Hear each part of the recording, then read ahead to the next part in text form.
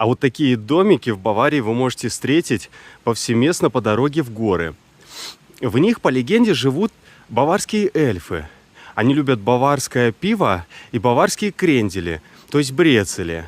И чтобы ваша дальнейшая дорога в горы была успешной, вам необходимо кинуть в это окошко 5 франков. Почему франки? Да потому что эльфы любят путешествовать в Швейцарию, покупать там что-нибудь.